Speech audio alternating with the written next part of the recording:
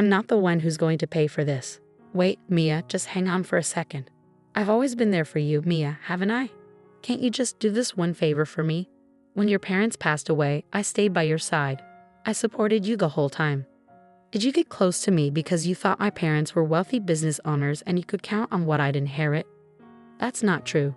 So you were after the money from the start, huh? And what if I was? So what? That's not the only reason I stayed with you. I also thought, did you enjoy having a wife who made more money than you? That's not what I meant. Did you think getting me pregnant quickly would stop me from leaving you?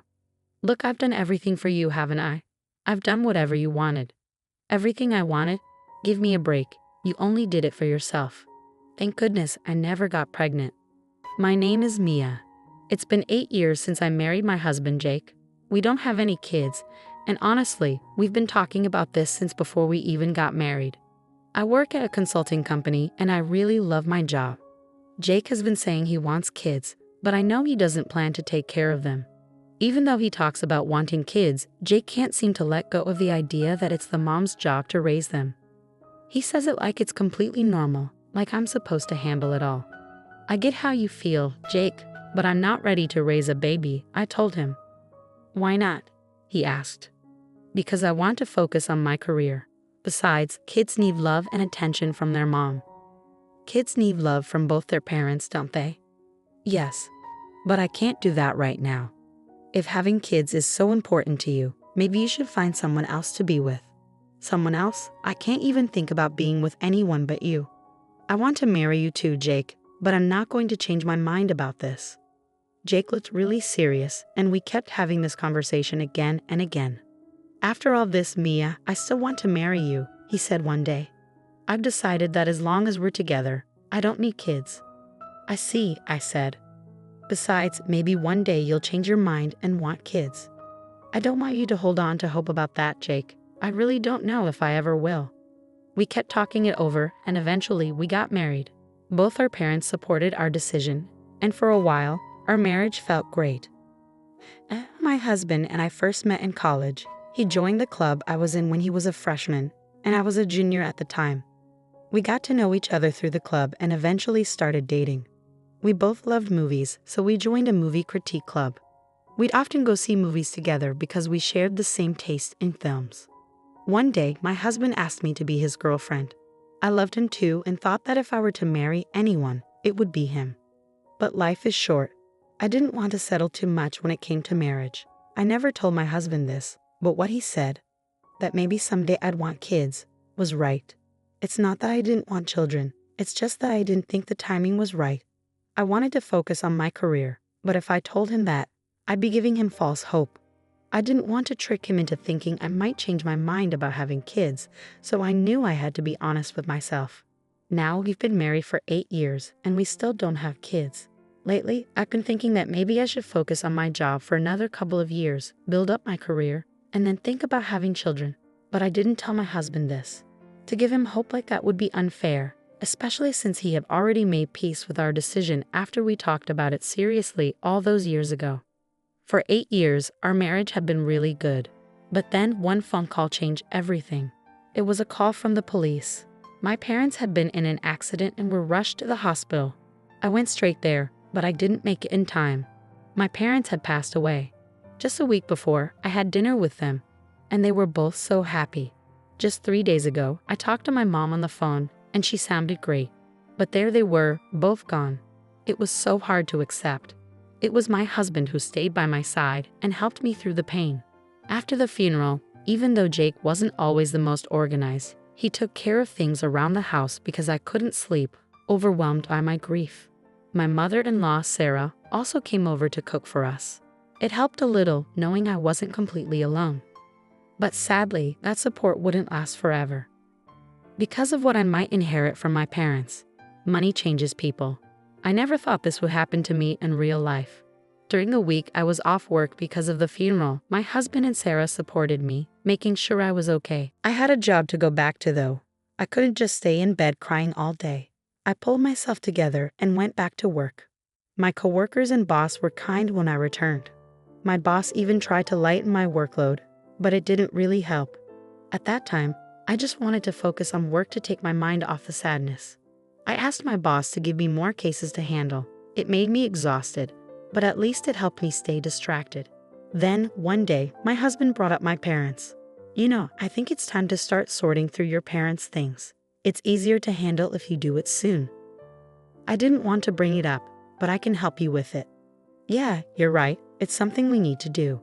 I'll help you. You're busy too, Mia. It's okay. I want to do everything I can for them.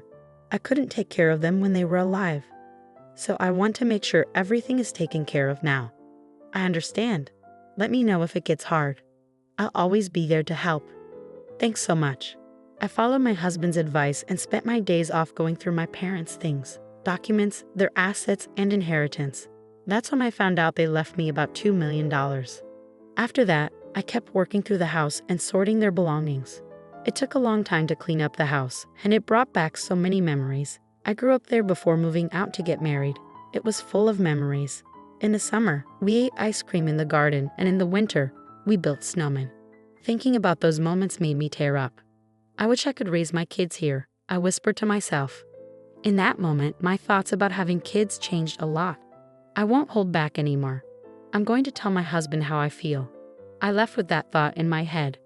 But in the end, my husband and I divorced without ever discussing my feelings about having children. When I came home, my husband greeted me. Welcome home. Thanks, I'm back. Hey, your parents' inheritance, it all got transferred to you today, right, Maya? Excuse me? Well, you were talking to someone from the bank the other day, right? You were listening to the conversation. Oh, yeah, I overheard it. There was no way Jake could have heard it. I was in my study, picking out clothes when the bank called. Unless Jake had come into my study, there was no way he could have heard. We both have our own study rooms, and we don't usually go into each other's spaces. If he heard my conversation, that means he went into my study without telling me. Something felt off. It's true that you'll inherit $2 million, right? What? I didn't tell you that, did I? No, I found a note on the floor a few days ago. He's lying. I did write that down, but it was in my planner. That means Jake went through my things. I haven't received it yet. Oh, okay. Well, I've got a lot to do right now, so I haven't had time to actually receive it. I see. My husband didn't ask more questions after that, but I could tell he was acting strangely. Was it just me, or was Jake acting strange? There was no way Jake could be after my parents' inheritance. He had been so caring when I was grieving. I kept telling myself it wasn't possible. But the next day, my doubts were confirmed. Mia and her husband, David, came over, and I learned the truth. I'm home. Welcome home, Mia. Oh, and David too. You're all here. Yeah, because today's a special day. What's the celebration? Oh, come on, Mom. Just wait a minute. Remember, Mia hasn't received the inheritance yet. Yeah, but it's already decided she'll get it, right? So that's good, isn't it? What are you all talking about? Oh my gosh, Jake didn't tell you. We're going to rebuild our house. Really? I didn't know about that. Oh, is that so? Well, we'll be waiting for you to pay for it. Huh? We're using your parents' inheritance to rebuild our house. David said something I didn't know before. Apparently, when my parents passed away, John had assumed their inheritance would be a lot. He promised David that he'd use it to rebuild their house and that we'd move in with them. And of course, he planned to use my parents' inheritance for it. You've got to be kidding me. I'm not going to pay for that. Wait, Mia, hold on. I've always been there for you, Mia, right? Can't you just do this one thing for me? When your parents passed away, I stayed by your side, supporting you. I didn't leave. Did you get close to me because you thought my parents were rich and you could count on what I'd inherit from them? No, that's not it. Oh, I remember now. You kept asking me about my parents before we even started dating. What was that about? No, that's... So you were after the money from the start, huh? Well, so what? Even if I was after the money, that's not all I wanted. I also thought was it fun for you to have a wife who earns a lot for you? That's not what I meant. Did you think that if you got me pregnant quickly, I wouldn't leave you? Well, don't I deserve that? I've done everything for you, everything you've asked. You did everything I asked. Oh, please. You did that because it was what you wanted, didn't you? Thank goodness I didn't get pregnant. Hey, Mia, by not having kids, you're not taking care of us as your in-laws, right? So at least pay for a new house. No way. I don't owe you anything. I don't even want to stay married to your son. What did you just say? Oh, Mom, just stop. I did get close to Mia for the money. If we divorce, she'll be the one in trouble because I'll take half of what she owns anyway. Well, I'm fine with a divorce. Getting half of what you own is better for me. Is that so? Then can you just leave since we're divorcing? Huh? Why should I leave? Because I own this house and it's under my name. Are you going to pay the rent? It's $3,500 a month. Can you handle that? How dare you mock me? Of course I can pay that much. Oh really? With your salary of $2,800 a month, how do you plan to afford rent? Were you investing or something? Well, then I guess I'll leave. Huh? Wait a minute. Actually, I didn't like this house from the beginning, so I'll be the one leaving. But that's not because I can't afford the rent, okay?